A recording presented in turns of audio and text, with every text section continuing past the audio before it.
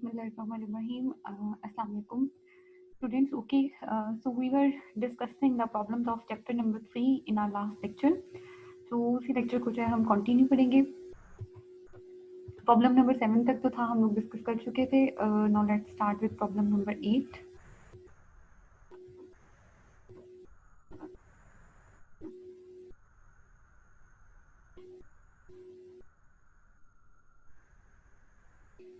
Okay, so from problem number 8 he is saying that sales of PG Kramer company were 5 lakh dollars this year. वो कहता है इस साल जो PG grammar की जो सेल्स थी वो 5 लाख थी and they are expected to grow at a compound rate of 20% for the next 6 years. कहता है and they are expected to grow, हम एक्सपेक्ट कर रहे हैं कि वो ग्रो करेंगी at a compound rate of 20% interest rate पर फॉर द नेक्स्ट 6 ईयर्स, अगले 6 सालों में. What will be the sales figure at the end of each of the next 6 year. वो कहता है हर साल के एंड पर आप उसकी फिगर बताएंगे. ठीक है, देखो अगर आप क्वेश्चन की स्टेटमेंट को अंडरस्टैंड करेंगे तो यहाँ पे उसने ये नहीं कहा कि आप हर एंड के ऊपर जाके इतना इंक्रीज होगा. उसने आपको कहा है कि कंपनी जो था वो उसकी 5 लाख की सेल्स है and they are expected to grow at a compound rate of 20% for the next 6 years. और वो एक्सपेक्ट कर रहे हैं कि हर साल जो कंपनी की सेल्स है वो 20% इंक्रीज होगी. वो कहते हैं what will be the sales figure at the end of each of the next 6 years. वो कहते हैं हर साल के एंड पर. ठीक है, eight the end of each of the next, कहते हैं अगले 6 सालों में हर साल के एंड पर कंपनी की सेल्स फिगर क्या होंगी आपने बतानी है. तो इसका सिंपल सा सोल्यूशन ये है कि अगर ईयर 1 के लिए 5 लाख है तो ईयर एंड जब ईयर 1 जब एंड करेगा तो हम 5 लाख का 20% कैलकुलेट कर लेंगे. अगले साल उन सेल्स का 20%, अगले साल उन सेल्स का 20%. मतलब ये कि हर साल आपकी जो सेल्स हैं वो क्या होंगी, वो 20% के हिसाब से इंक्रीज होती रहेंगी. से फॉर एग्जाम्पल यहाँ पर एन आपके पास कितना है 6 ईयर्स का था और आई आपके पास कितना है 20% एनुअल कंपाउंड इंटरेस्ट रेट है. ठीक है, अब यहाँ पे ये बेसिकली जैसे सिंगल अमाउंट के साथ फ्यूचर वैल्यू जिसमें कहते हैं present value into 1 plus I raise to the power N. यहाँ पर एन जो है 1 के इक्वल है क्योंकि हम हर साल के बाद उसने कहना कि हर साल इंक्रीज होगी. तो एक साल के बाद मतलब एक साल की जो सेल्स होंगी वो फिर उसके बाद उस अगले साल की, फिर उससे अगले साल की, उससे अगले साल की, तो हर साल में जो एन होगा वो हमेशा कितना आ जाएगा, 1 आ जाएगा. ठीक है, तो यहाँ पर 5 लाख से वन प्लस उसका जो इंटरेस्ट रेट था 20%, 0.2 आ जाएगा. Raise to the power N अगर हम लेंगे तो वो 1 है, तो 1 को मेंशन नहीं भी करेंगे तो सॉल्व हो जाएगा. तो इसके साथ वो कितना आ जाएगा 6 लाख. नेक्स्ट ईयर 6 लाख का 20% इंक्रीज होगा तो हमसे क्या करेंगे 1 प्लस आई, तो 1 प्लस आई वही आपके पास 1.2 आ जाएगा. Raise to the power N में फिर 1, तो ये भी 1 ईयर के लिए इंक्रीज हो रहा है. तो 7,20,000 अगले साल के लिए 7,20,000 के साथ कैलकुलेट करेंगे. नेक्स्ट सो ऑन, तो एट दी एंड तो उसने कहा था कि हर साल के एंड पे सेल्स फिगर बताएंगे. तो पहले साल के एंड पे सेल्स फिगर कितना 6 लाख, अगले साल में 7,20,000, अगले साल में $4,64,000 एंड सो ऑन. इसी तरह से जो वैल्यूज हैं आपकी वो क्या होंगी, वो मूव करती रहेंगी. ठीक है, ओके जी. सो नेक्स्ट वी है प्रॉब्लम नंबर 9. प्रॉब्लम नंबर 9 में आपसे कहता है the H&L bar company is considering the purchase of a debarking machine that is expected to provide cash flows as follows. कहते हम ना एक उसको कंपनी यहाँ पे बात कर रहे हैं कि हम एक जो मशीन है वो परचेज करना चाहते हैं और जो मशीन है वो हमें हर साल कुछ ना कुछ रिटर्न प्रोवाइड करेगी. Okay, here is one thing missing. यहाँ पे ना उसने आपको जो बताया हुआ था ना डीमार्किंग मशीन वो परचेज कर that is expected to provide cash flows as follows. और वो हमें डेफिनेटली हम बिजनेस में जब कोई एसेट परचेज करके लेकर आते हैं तो हमें उसके ऊपर कोई ना कोई रिटर्न प्रोवाइड करता है. तो यहाँ पे वो कहते हैं कि हम एक डीमार्किंग मशीन परचेज करना चाहते हैं और उसकी अब रिटर्न किस तरह से होंगे ना, यहाँ पर वो मिसिंग है, ये टेबल का इनकम्प्लीट है. Eight the end of the year में ऐसा है पहले ना कैश फ्लोज ईयर 1 पे, ईयर 2, ईयर 3, ईयर 4, ईयर 5, फिर ये 6 है, फिर ये 7 है, फिर ये 8, फिर ये 9 और फिर ये 10 है. तो जो फर्स्ट 5 वाले ईयर्स है ना वो यहाँ पे मौजूद नहीं है. उसका क्लिप जो है ना वो मैं आपको बुक से दोबारा लेके जो है वो सेंड कर दूंगी. यहाँ पे क्या, यहाँ पे उसने आपको 10 सालों के लिए 10 ईयर्स बता दिए ना, 10 ईयर्स की उसने आपको एक्सपेक्टेड कैश फ्लो बता दिए कि हर साल के एंड पे कितना कैश फ्लो आएगा. अब कहते हैं if the appropriate annual discount rate is 14%, अगर आपके पास जो रेट ऑफ रिटर्न है वो 14% हो, what is the present value of this cash flow stream. Cash flow stream की प्रेजेंट वैल्यू बताएं. अच्छा, यहाँ पर एक चीज़ ये है कि कैश फ्लो स्ट्रीम की प्रेजेंट वैल्यू हम बता देते हैं. देखो अब अगर एनविटी ये तब होगी अगर इंटरवल सेम होगा और कैश फ्लो भी सेम होगा. अब इंटरवल देखें, इंटरवल पहले 1, फिर 2, फिर 3, फिर 4, फिर 5, देन 6, 7, 8, 9, 10, इंटरवल तो सेम है. अब अगर आप अपनी कैश फ्लोज देखेंगे ना, अब एक्चुअली जो फर्स्ट वाले 5 कैश फ्लोज है ना वो यहाँ पे मौजूद नहीं है, लेकिन वो वाले कैश फ्लोज है ना वो डिफरेंट है. यहाँ पे तो कैश फ्लो सेम है, 1400 है, फिर 1400 है, फिर 14, फिर 14, फिर 14, ये तो सेम है। लेकिन जो पहले पहले वाले कुछ ईयर्स है ना 5, उनके कैश फ्लोज हैं वो डिफरेंट हैं। अब वो जो डिफरेंट कैश फ्लोज हैं उसकी वजह से हम यहाँ पे एनवीटी अप्लाई नहीं कर सकेंगे, हमें सिंगल अमाउंट के साथ इसको डिस्काउंट करना पड़ेगा। ईयर 1 की जो डिस्काउंटिंग है, अब अगर हम प्रेजेंट वैल्यू फाइंड आउट करते हैं तो फॉर्मूला हमारे पास होता है future value divided by 1 plus I raise to the power N. अच्छा, फ्यूचर वैल्यू तो ऐसी बात है, 1 साल के बाद जो मिलेगी वो भी फ्यूचर वैल्यू, जो 2 साल के बाद मिलेगी वो भी फ्यूचर वैल्यू, जो तीसरे साल के बाद मिलेगी वो भी फ्यूचर वैल्यू। तो जो 1 साल के बाद मिलेगी उसको 1 साल के लिए डिस्काउंट कर लेंगे, जो 2 साल के बाद मिलेगी उसे 2 साल के लिए, जो तीसरे साल, चौथा, सो ऑन। मतलब ये जो 10th ईयर का जो कैश फ्लो है इसको हम 10 ईयर्स के लिए डिस्काउंट करेंगे। ठीक है, रेट ऑफ रिटर्न कितना आपके पास 14%। एन 1 2 जैसे जैसे जैसे एन इंक्रीज करते जाएंगे सबकी आपको अलग अलग से वो कैलकुलेट करनी पड़ेगी। अब जरा यहाँ पे देखो, एन से आपको बताया हुआ 10 ईयर्स, ओ सॉरी यहाँ पर भी प्रॉब्लम नंबर 9 में ये देखो 10 ईयर्स है, आयो से आपको कितना बता दिया था 14% एनुअल। अब देखो यहाँ पर से आपको बताया हुआ, चलिए अगर मैं आपको नेवी पिक्चर साइन करती हूँ आपको यहाँ से क्लियर हो जाएगा। ईयर 1 का कैश फ्लो कितना है 1200, ईयर 2 का कैश फ्लो कितना है 2000, ईयर 3 का कितना है 2400, 4 का 1900, 5 का 1600, देन 6 7 8 में ये सारे 1410 तक। अब अगर ये सारे सेम अमाउंट में होते ना तो हम present value of an annuity के फार्मूला से इसको कैलकुलेट कर लेते हैं। ठीक है, लेकिन अब यहाँ पे अमाउंट्स डिफरेंट आनी है तो हमें हर किसी को एक एक बार जो है वो डिस्काउंट जो उसका करना पड़ेगा, जिसके लिए हम क्या कहते हैं, हम कहते हैं future value divided by 1 plus I raise to the power N. तो जो फ्यूचर वैल्यू, ये देखो ये फ्यूचर वैल्यू है ना 1200, इसको डिवाइड करेंगे 1 प्लस आई, आई आपके पास कितने 14%, और raise to the power N, इसके लिए एन 1 है, इसके लिए एन 2, इसके लिए एन 3, फिर 4 एंड सो ऑन एन 10 तक जाएंगे। तो सारी वैल्यूज डिस्काउंट होती जाएंगी, पहली सारी 10 तक डिस्काउंट करने के बाद जो टोटल प्रेजेंट वैल्यू है वो ये आएगी। तो अब अगर हम उसको परचेज करना चाहते हैं उस मशीन को तो हमें वो इस अमाउंट में परचेज कर लेनी चाहिए, क्योंकि जो मशीन हम परचेज करेंगे अगले 10 सालों में वो हमें ये रिटर्न्स प्रोवाइड करेगी। हमने उसको डिस्काउंट करके चेक कर लिया, क्योंकि एक्चुअल तो वो इतना प्रोवाइड करेगी, लेकिन इतना इतना जो है उसकी जो time time value of money की वजह से इतना ही उसकी जो मनी की वैल्यू है वो डिक्रीज हो चुकी होगी। तो अगर हम आज में हिसाब लगाएं तो आज के हिसाब से वो इतने पैसे हमें उसके ऊपर स्पेंड करने चाहिए। तो यहाँ पर प्रॉब्लम नंबर 9 में वो सेपरेटली आपने सारे का सारा कैलकुलेट कर देना है। ये बेसिकली अगर आप टेबल वैल्यूज देखेंगे तो टेबल 2 से होगा, लेकिन आपने एक्चुअली टेबल वैल्यूज यूज नहीं करनी, तो आप उसको 1 plus future value divided by 1 plus I raise to the power N के फार्मूला से सॉल्व करेंगे। आगे जो प्रॉब्लम नंबर 10, प्रॉब्लम नंबर में कहते हैं suppose you were to receive $1000 at the end of 10 years. वो कहते हैं सपोज आपको $1000 रिसीव करने at the end of 10 years, 10 साल के बाद। तो 10 साल के बाद जो अमाउंट हमें रिसीव होगी वो हमारी क्या है, वो हमारी फ्यूचर वैल्यू है डेफिनेटली। कहते हैं if your opportunity rate is 10%, अगर जो अपॉर्चुनिटी रेट या जो भी इंटरेस्ट रेट है या डिस्काउंटिंग रेट है वो 10% हो, what is the present value of this amount, amount की प्रेजेंट वैल्यू बताएं। If the interest is compounded annually, quarterly and continuously. ये तो बहुत ही ज़्यादा सिंपल क्वेश्चन है। सिंपली आपको पता है कि अगर इंटरेस्ट की कंपाउंडिंग एनुअली होगी तो n इज इक्वल टू 1 होगा, अगर क्वार्टरली होगी तो उसकी फ्रीक्वेंसी 4 टाइम्स हो जाएगी, और अगर कंटिन्यूसली हो जाएगी तो फिर उसके अकॉर्डिंगली हम वहाँ पर e का जो होगा वो वैल्यू जो है वो पुट करेंगे। तो यहाँ तो सिंपल इसने आपसे कहा हुआ है फ्यूचर वैल्यू आपको बताइए 1000, एन आपको बताया हुआ 10 ईयर्स और डिस्काउंटिंग रेट बताया हुआ 10%, तो फिर इसको सिंपल से आप उसको जो है वो कैलकुलेट कर लेंगे। तो here is basically problem number 10। देखो फ्यूचर वैल्यू कितनी है 1000, N is equals to 10 years, opportunity rate उसने आपको बताया हुआ है, इंटरेस्ट रेट है वो 10% है। प्रेजेंट वैल्यू फाइंड आउट करने के लिए कह रहा है future value divided by 1 plus I raise to the power N. तो जब एनुअली होगा तब तो ये 10 ही रहेगा, ठीक है, और जो आया वो भी 10 ही रहेगा। अगर हम क्वार्टरली करेंगे तो उसके लिए मैंने आपसे कहा था कि फ्रीक्वेंसी हम उसको फ्रीक्वेंसी से मल्टीप्लाई कर देंगे, क्वार्टरली में आपकी जो फ्रीक्वेंसी है वो 4 हो जाती है और आई को भी हम एम से डिवाइड करेंगे, ठीक है, क्योंकि अगर एन इसका मतलब 4 टाइम्स पेमेंट होंगी तो आई भी तो 4 टाइम्स है वो डिवाइड हो जाएगा। तो इस बार 10 को 4 से यहाँ पे मल्टीप्लाई कर देंगे और इस वाले 10 को 4 से डिवाइड कर देंगे और आंसर आपके पास आ जाएगा $372। कॉन्टिन्यूसली कॉन्टिन्यूसली का फॉर्मूला लगाएंगे, future value divided by e into I into N आ जाएगा। ई की वैल्यू आपको मैंने ऑलरेडी भी बताई हुई थी 2.71828 है, और 10 ही आपके वो जो था इंटरेस्ट रेट था 0.10 आ जाएगा, 10 ही आपके ईयर से तो उसे मल्टीप्लाई करके तो ये आपकी वैल्यू आ जाएगी 368।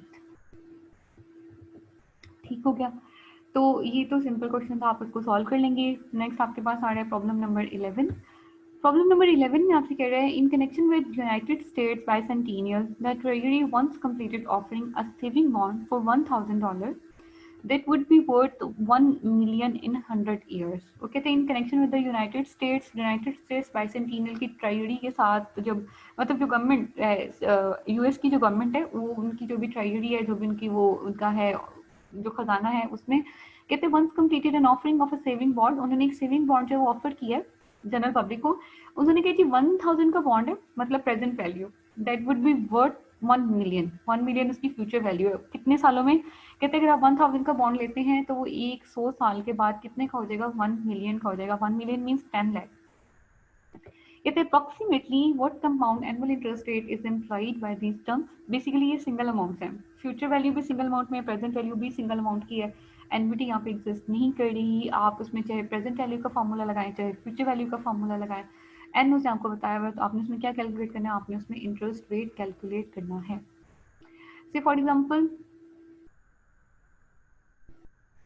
प्रेजेंट वैल्यू 1000 आ गई, फ्यूचर वैल्यू कितनी आ गई है, तो उसने वो आपको सुना था 1 मिलियन, तो 10 लाख आ गई। एन उसने आपको बताया हुआ था 100 ईयर्स का।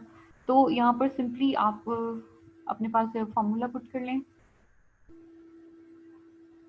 Future value is equal to present value into 1 plus I raise to the power N. N आपके पास 100 के साथ वो ये वाला 1000 उससे जाके डिवाइड होगा तो फिर 1000 रह जाएगा। तो ये 100 है तो वो स्क्वायर रूट ले रहा है, उसको 1/2 कर रहे हैं 50 के साथ। आप इसको जब हमने प्रीवियसली स्क्वायर रूट के साथ किया था तो उसके साथ भी आप इसको सॉल्व कर सकते हैं। ठीक है, उसने वन यहाँ पे स्क्वायर रूट लिया तो ये 50 हो गया। एक्चुअली जो टेबल वैल्यूज है ना उसमें मैक्सिमम 50, एन जो है मैक्सिमम 50 तक उसकी वैल्यूज गिवन है, इसलिए वो यहाँ पे उसको दोनों तरफ अंडर रूट ले रहा है। इस तरफ अंडर रूट लेके ये आ गया, उस तरफ अंडर रूट लेके 1/2 से डिवाइड किया तो आपके पास एन जो है 50 आ गया। अब वो कह रहे हैं कि एन आपके पास 50 है और जो फैक्टर है वो आपके पास 31.623 है। तो टेबल 2 से आप वैल्यू चेक कर लें, 31.623 है तो एक बार वो 29 दे रहा है, 29 पे वो 7% है और 46.902 पे वो 8% है। अगर अब आप 31.623 के क्लोजेस्ट चेक करें तो इन दोनों में से ये क्लोजेस्ट आ रहा है 29.457, तो इसलिए आपका इंटरेस्ट रेट कितना आ जाएगा, 7% आ जाएगा। आप इसको जनरल फॉर्म जैसे हमने पहले क्वेश्चन किया था जिसमें सिंगल अमाउंट गिवन थी, उसके थ्रू सिंपल भी आप इसको स्क्वायर रूट के साथ जो है वो सॉल्व कर सकते हैं, उसमें कोई प्रॉब्लम नहीं है। ओके, इसके बाद नेक्स्ट चलिए नेक्स्ट आ जाए प्रॉब्लम नंबर 12 पर।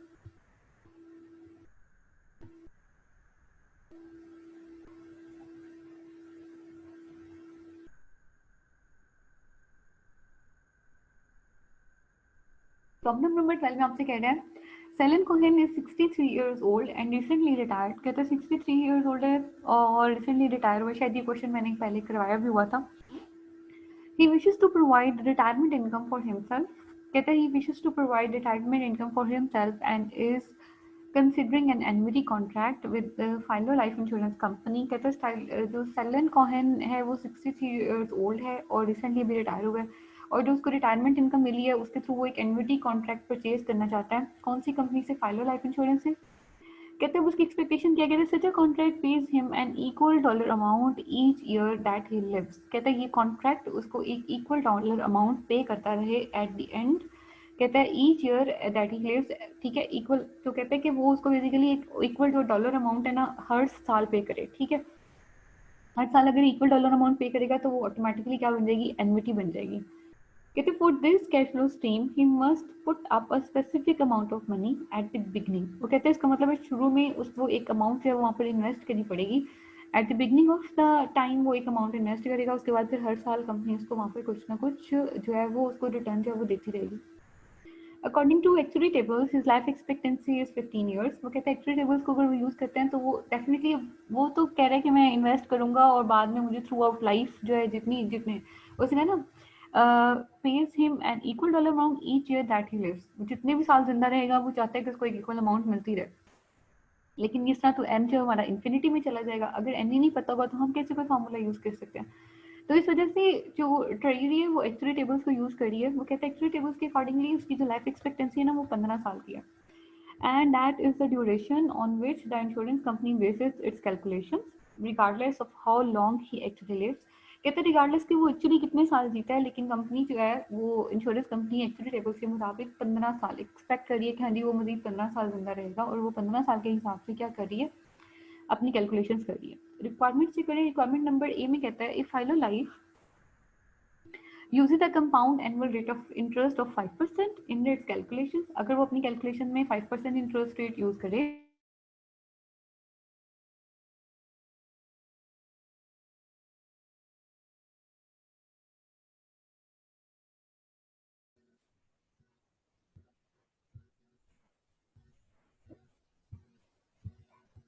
ओके सो यहाँ पे वो कह रहे हैं Philo Life uses compound annual interest of 5%। अगर 5% जो है वो इंटरेस्ट रेट वो यूज करे इन इट्स कैलकुलेशन अपनी कैलकुलेशन में।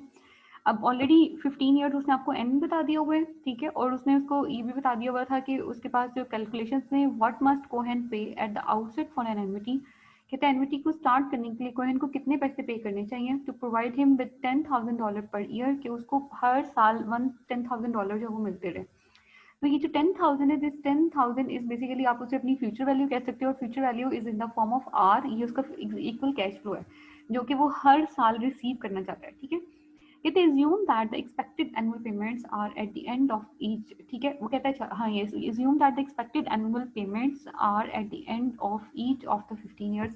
कहते हैं जो पेमेंट्स होंगी ना वो हर साल के एंड पर होंगी। अगर पेमेंट्स हर साल के एंड पर होंगी तो वो आपकी कौन सी एनुअलिटी होगी, वो आपकी ऑर्डिनरी एनुअलिटी होगी, ठीक है। तो यहाँ पे वो आपसे पूछ रहा है कि uses compound annual interest calculations पे Cohen must pay at the outset annuity को स्टार्ट करने के लिए। तो वो आपसे बेसिकली आप पूछ रहा है एनविटी की प्रेजेंट वैल्यू पूछ रहा है, ठीक है। तो हम यहाँ पर उसको एनविटी की प्रेजेंट वैल्यू जो है वो कैलकुलेट कर देंगे। यहाँ पर उसने आपको बताया हुआ था आई, उसने आपको बताया हुआ है 5%, आर उसने आपको बताया हुआ है 10,000 है, और उसने आपको बताया हुआ है यहाँ पर एन, एन आपके पास 15 ईयर्स था।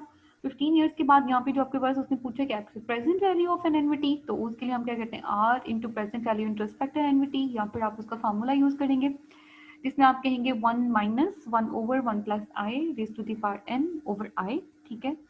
आप उसका फॉर्मूला यूज करेंगे तो वो यही वाला फैक्टर कैलकुलेट होकर आ जाएगा। आई उसमें 5% पुट करेंगे, एन उसमें 15% पुट करेंगे, और ये आपके पास है वो उसका आंसर आ जाएगा, ठीक है।